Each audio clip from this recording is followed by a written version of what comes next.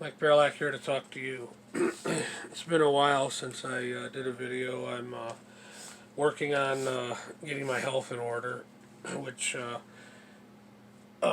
making YouTube videos is becoming too much of a burdensome and doing the things that I need to do to maintain my health. But I did want to get one out there.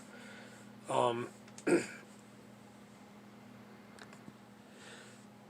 I'm still working a lot because it's the only way that I am going to get ahead in this world. But I got back on track with my running 4 miles, and even I got my bike fixed and back on track with my biking.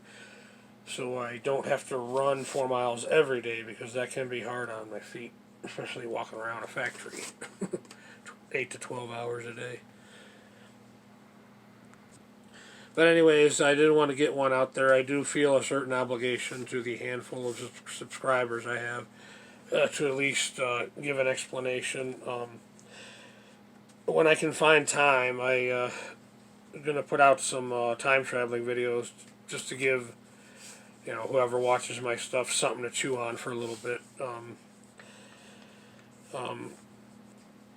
But I got a letter from my father, which I have not opened yet.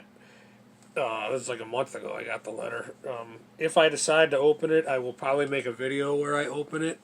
Otherwise, which probably ain't going to be until the fall sometime when I'll be ready to deal with him again. That's one factor that I need to retreat from in my life is being involved with him. It's the only way I'm going to be able to move forward with these self-improvement projects that I'm working on. For the record, I have gotten phone calls from him, which I don't answer because I can't deal with him. So, he's alive, if anybody's wondering who watches my stuff. In regards to Annie the dog, I thought about that, and I don't feel 100% happy with that. But then I thought, throughout human history, many sheep have perished while rulers, titans, captains of industry duked it out. So nothing new there. I never was one, at least as an adult, to say I know what the Almighty's plan is. There's too many people in this world that do that right now. Namely, people at the top of our government. Yeah, I was thinking recently about I don't have a problem with mindful debauchery. It's that mindless debauchery I can't stand. Matter of fact, if you think about it, mindful debauchery can generate income. Mindless debauchery can only generate trouble and being in a world of hurt. A message brought to you by the Council for Looking at the Human Condition in a Positive Light, no matter how dark the matter. I suppose the Almighty had a plan when he made my father. I'm damned if I know what the hell that is, but it seems like all his life, all he did was make others miserable. Going back a few years, at least more than 5, less than 7 years ago, I remember I was at a point where I honestly believed my father was on his last lap. He was struggling with some kind of heart thing, which I guess he has medication for now, but. And I remember talking to my mom about it, who was a self-proclaimed astrologist, and said that, that he's probably on his last lap and all that. But when I mentioned about his heart condition, my mom made the comment, I think it's because he never used his heart for anybody but himself.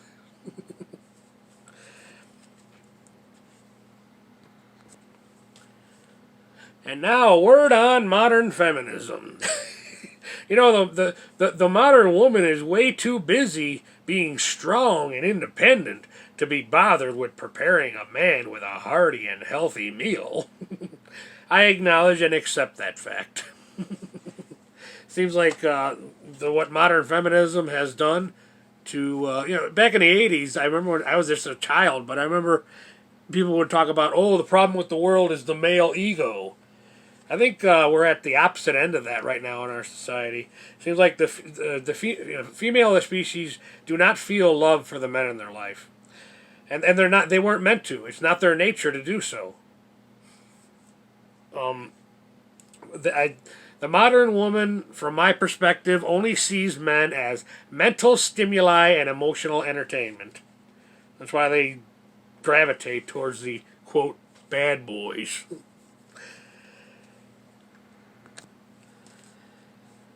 And now the political part of the video. You knew I couldn't make a video without getting at least a little political. But you know how you live in the best country in the world? When that country has weak leadership, but somehow it's other countries that suffer the most. Yeah, I'm sure dictators right now in other countries are so happy that under Joey, America is going back, excuse me, building back better to being the world's piggy bank again, without any ROI for America. Business and Economics 101, folks.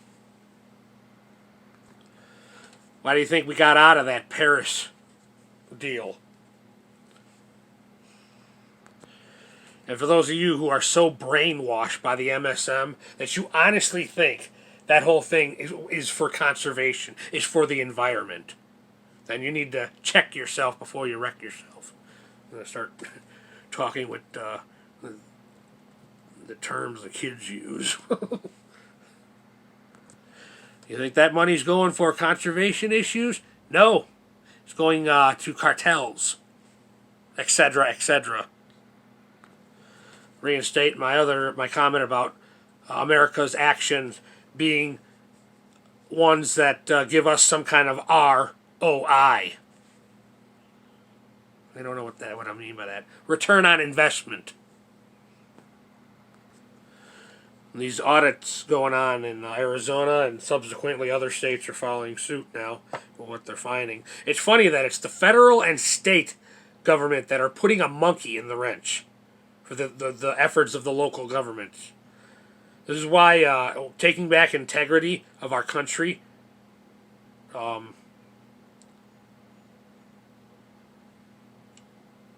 electoral, I'll say the word wrong on purpose, integrity, taking that back, must start at the local level. And it's not about overturning any results. It's about integrity. Matter of fact, I wouldn't be surprised if we get to the point where they're getting so close to filtering out this corruption that they're going to say, okay, he won, okay, just don't look any further into this. I wouldn't be surprised if it comes to that. There's hope in these local governments that are choosing to be constitutionalists, no matter what the federal or state says or do. It's like they're the ones putting the monkey in the wrench. And you figure, if this election was so perfect, if this was done so beautiful, they would want us to thoroughly investigate it so we know the right way to do it from here forward. But no, they don't want that. And I'm not blind. I'll be dead before this level of U.S. government corruption is cleaned.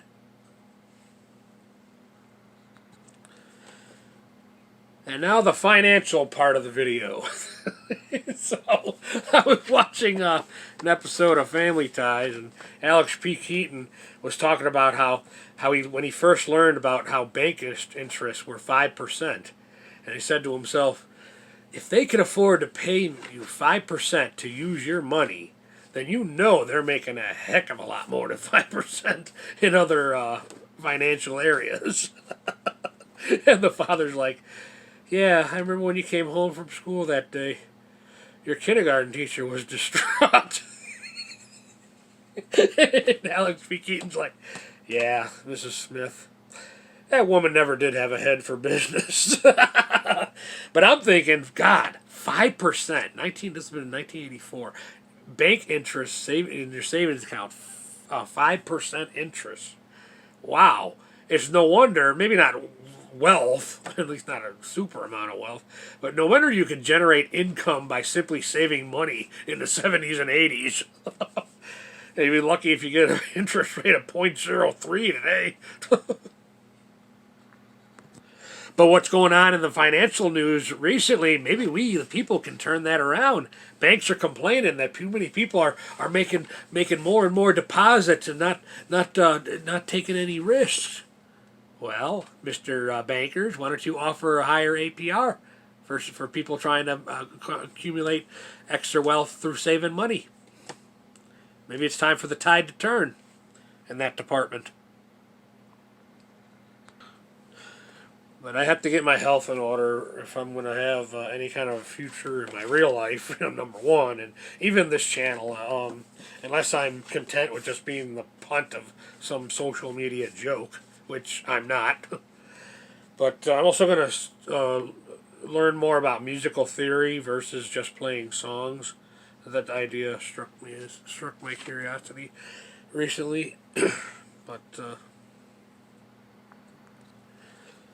and now a word on the movie The Island of Dr. Moreau, starring Marlon Brando and Val Kilmer. I popped this in earlier this week, and I fell asleep during the first hour. But I woke up just in time to see the parts of the movie that I remember were my favorites and my favorite lines in the movie.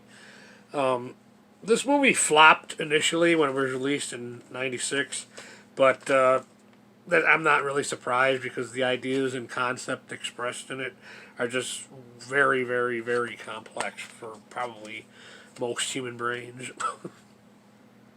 But I enjoyed the movie when we saw it in the theater back then, and then I watched it at least once or twice since then. And then the other day I found a VHS of it and fell asleep during the first hour. Woke up for the last 45 minutes. Woke up just in time to see my favorite parts of the story, that featured my favorite lines, including one from the hyena character when he says, "Father, if there is no more pain, then is there no more law?" I like that. Always like that little bit of intriguing dialogue from the film. For those not familiar with the film, the Dr. Moreau on the island had a system of implants in all of his creations, abominations, whatever you want to call, as a method of controlling them. They couldn't eat meat. They had to walk on two legs, despite some of them desiring to walk on all fours. Because for anybody not familiar with the movie, it's basically it has to do with gene splicing between man and animal. Anyways, it's based on a novel by H.G. Wells. The good ones always are. I think the hyena character in it probably loved that lioness character that gets killed in the movie, and I think that's why he followed the rules at first, because he's thinking, well, the Father created us, and he created this creature that I have these feelings for, so it can't all be all bad. So I'll follow his rules. I won't eat meat. I'll walk on two legs, and and then when all that went to pot, and it's like that was probably the beginning of the character's downfall. Then the other one of my favorite lines in the story is when Hyena is trying to maintain. He's got the thing, and he can make all the other ones feel pain through their implants, and he's like forces the probably the only character in the story that Dave the Wills.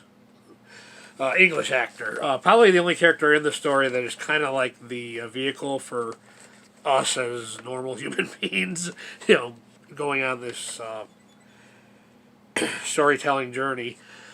When he tells him that to, you know, tell everybody there that, they got to obey me now like they did the Father. Tell them that I'm God. And the guy, quick thinking, probably saves his own skin, says, you all killed the Father, you all partake in his flesh, so the question is, who is God number one? Which, realizes that he's stressing a valid point. He's like, and but yeah, it's one of those stories where when you get to the end of it, it's like, yeah, you almost thank God, the real God, that it is fictional, because if something like that were real, that would be so flunked up in so many levels.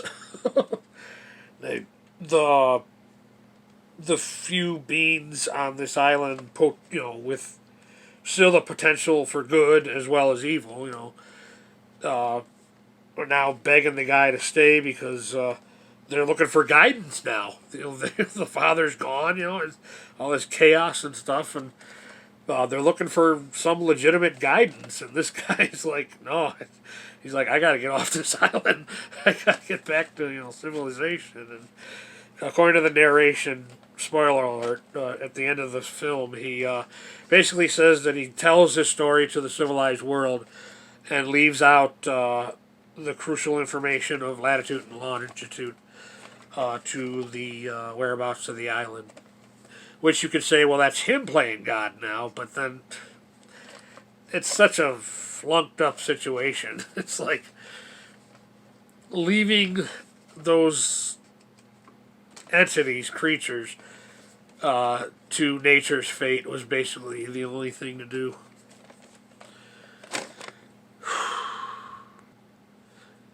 I did find it interesting that the creatures that were spliced with like sheeps and goats were the ones that were like the ones who preached the law.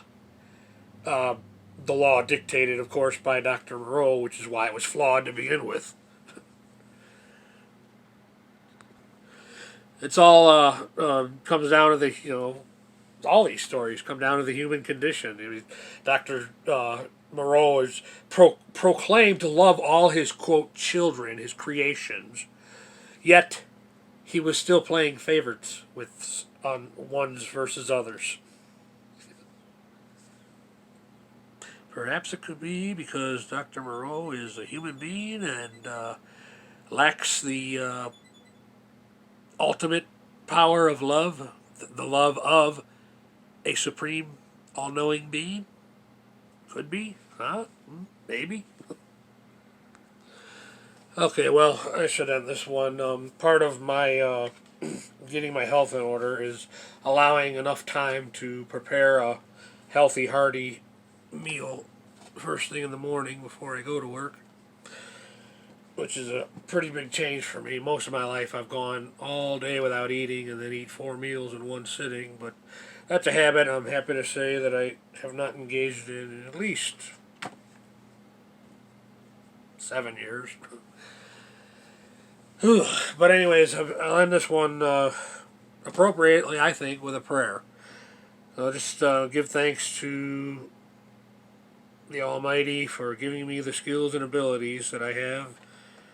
The only thing that helped me to make it this far in this world, especially when you factor in those 6 years as a child. But just thank you for that. In Jesus' name, amen. Mike Paralak, thank you for watching. Thank you for your time.